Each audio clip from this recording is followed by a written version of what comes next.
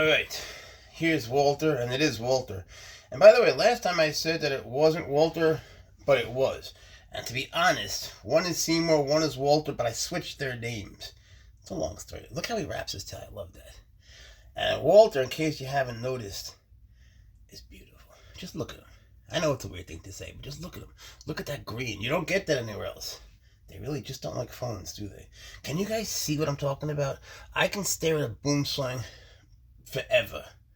You know, I could stare at them, and every time I do it, I see something new. He's got a little messy on. What the hell did you get on you? I don't know what'd you get on you? What could you have gotten on you? Look at his head. Look how dark. He's starting to turn black. He's gonna be black, you know? And when they go from green to black, you get this color. I don't even know what to call it. But ain't it beautiful? Ain't it something? Look at that. Look at that. Look how they move, man. It's like the neck is straight. Like, how's he doing that? It just goes forward. You know, he just goes forward as if it's free. Look at that. I love Walter. He's such a sweet snake. Now, Seymour, the other male who lives with Precious, he lives with Matilda. He's a dick, man. Seymour, you know, not all Boomslangs are so timid and sweet and placid. Don't think that these guys came and everyone thinks they were sweet and nice. No, I'm sweet and nice. To take the time every fucking day to work with them. That's what happened. We worked together. First, they were scared. When they're scared, they flee, they bite, they talk shit, you know? It's like, you gotta do the work. And that's what I like about a wild animal, is that, like, even Swaggers. You think Swaggers loved me as a baby? He was a little goblin. He was like a dragon. He fucking hated me. It was disgusting. You don't know what I have scars and wounds you wouldn't believe. It's like watching a Chucky movie. So we just hashed it out, man. Yeah, you tell that camera. We just hashed it out. But the thing is this: when you have a wild animal, and some people consider snakes wild, some don't. I don't care.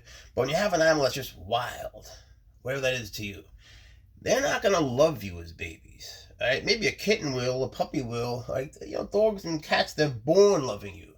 But a serval, a boomslang, you know, I know people think they don't love you, but they do. It's just that they can't express it in human terms, right? So they can't make that journey to you, though, at first. You have to make it to them, right? And that's what I like. The fact that, you know, well, it's good for my ego. I find that it keeps me in check. I'm the one that has to go to him, right? And say, look, here, I'm willing to have my soul sucked out and my ego trampled on. All right, whatever it takes, man. But we are going to have a bond. We're going to have a good, positive, strong relationship. Whatever it takes. And then, when you get there and you have that trust, then it's so much more rewarding because it's so much harder, you know. It's not just bestowed on you. You have to really earn it. And that kind of trust can lead to something more. It's like, once you're not afraid to really make that journey fully, once you're not afraid of them at all, and you get over the things like being bit or scratched or whatever it is, or being like wounded psychologically because you're scared, you know. If you're scared, you're just living in that terrible fear box. And what can you do? I mean, it just in your life, it's bad. So working with venomous snakes, it keeps you honest, you know, it keeps you real. And then, you know, nothing is really scary, right? If you can do this, what are you going to be scared of? Starting a new business? For me, it's a little bit different because I have something that I will never tell anybody about fully that scares the fuck out of me. And I ain't telling you what. But that's why nothing else scares me. Snakes don't scare me. There is nothing that scares me. I'm not a big fan of spiders, but they don't really scare me. Nothing. There is nothing. And I'm not brave. But I honestly would say I'm fearless. A brave person feels fear and works past it. I'm just too stupid to have the fear because I'm so fearful of something else. You see what I'm saying? I'm not bragging about it. I'm not proud of it. Trust me. Maybe it sounds good. It's not. You lose your proper judgment. But for you, if you can handle venomous snakes properly, if you go through a systematic approach like the one I have, and I'm going to be posting it, then really, like, what's scarier than that? Let me put it a different way. What's better than having to be, well, than having the ability to be calm when you are on that point where life and death meet, and at any moment could go to either side. You're on the cusp, right? That takes focus to calm yourself, not to do it, to do it well, to calm yourself. And when they freak out, become even more calm. Like, so your reaction is an opposing reaction to theirs. So if theirs is agitation, yours is relaxation. It's not so easy. Imagine getting attacked in the street. Guy's got a knife, he's coming at you.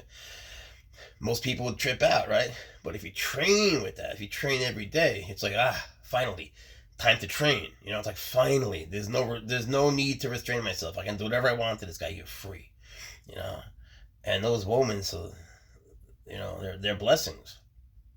So it all comes down to that moment, though, when a real sword, you know, when your opponent has a real sword, or your training partner, and could kill you. Hopefully he won't, you know, a good training partner won't, but there are injuries, right? And anything can happen.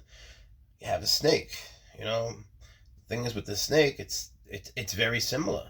He's your training partner, right? If you have someone who's not good with a katana, which is a sword that's very sharp, and you're not able to compensate for his inadequacies, you could die, you know, or worse. You can get hurt in a way that would be worse.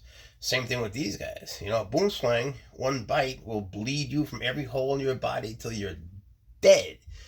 But handling a Boomslang and not getting bit is so much, it's like the reward is even better. If on a scale of 1 to 10, that death is a 10, fuck it. Not dying like that and making it through it, that's an 11. At least it will be for you. For me, it's a little different because, you know, I'm not getting over a fear, but I understand it.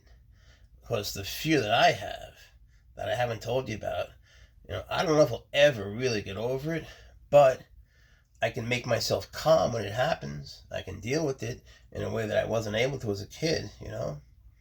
Anyway, you know, Walter's a sweet dude. There's nothing to be afraid of. Just look at that face. He's a good boy. All right.